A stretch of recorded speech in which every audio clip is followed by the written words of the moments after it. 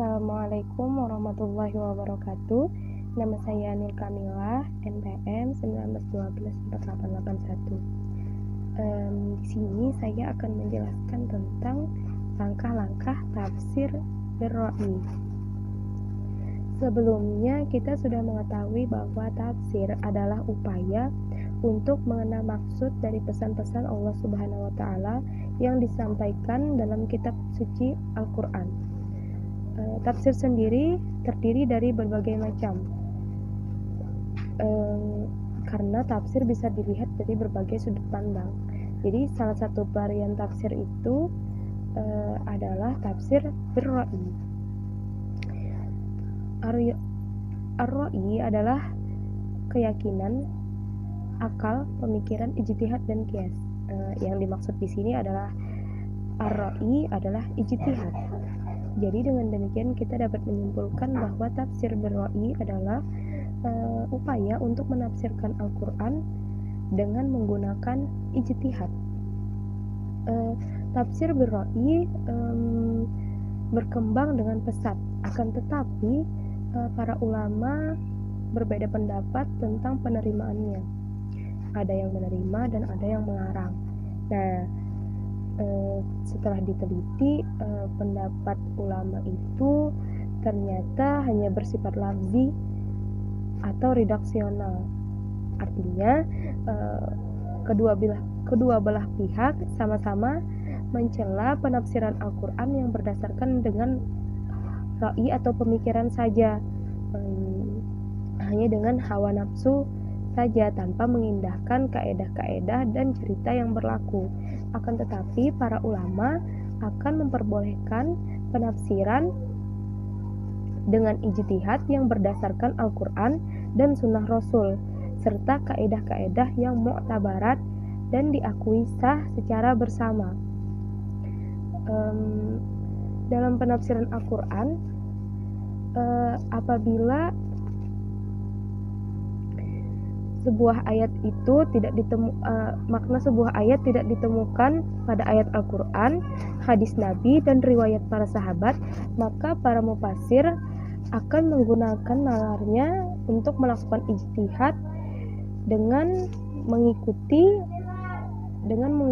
melakukan ijtihad untuk penafsiran tersebut dengan mengikuti langkah-langkah sebagai berikut.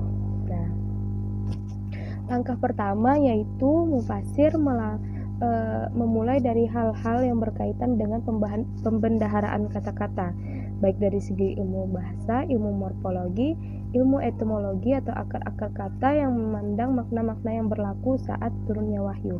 Nah, jadi para mufassir ini adalah mufassir pilihan yang ahli dalam bidang bahasa, ilmu sorof, dan lain-lain. Nah, mufassir ini akan meneliti ayat yang turun tersebut, mengartikan kata demi kata dengan bahasa Arab.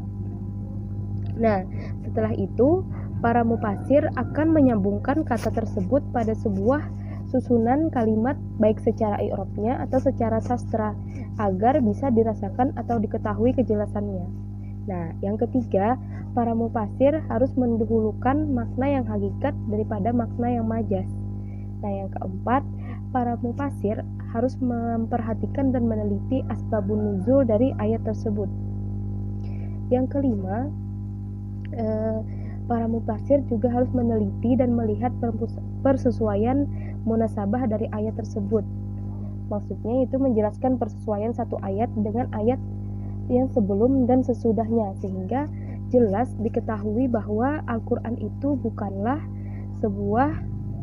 sesuatu yang terpisah satu dengan yang lainnya. Akan tetapi ayat-ayat Al-Quran adalah ayat yang memiliki kesesuaian satu dengan yang lain. Nah, langkah yang keenam yaitu para mufassir akan menyebutkan asbabun nuzul dari ayat itu. Nah, ini dilakukan setelah menyebutkan munasabah ayat. Yang ketujuh yaitu mufassir melakukan istinbat hukum atau penetapan hukum dari ayat yang ditafsirkan tersebut.